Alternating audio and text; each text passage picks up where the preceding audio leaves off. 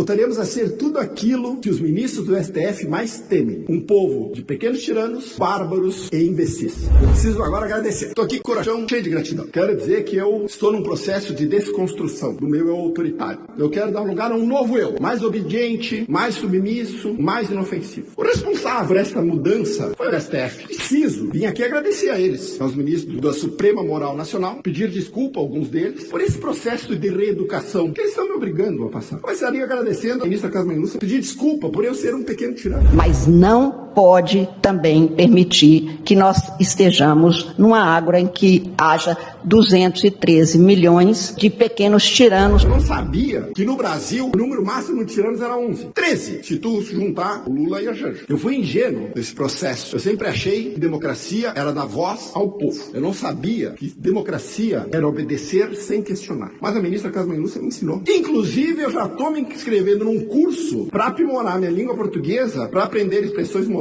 como discursos de ódio. E nós, mulheres, não passamos por discurso de ódio.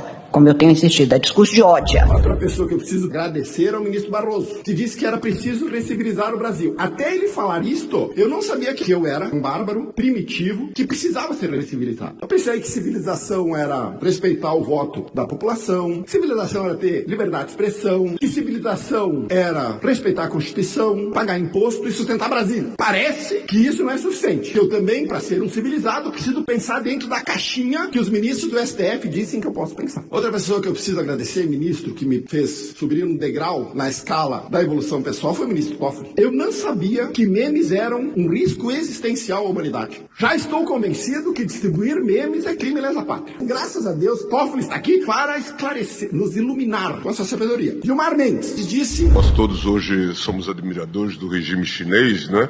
Do Xi Jinping.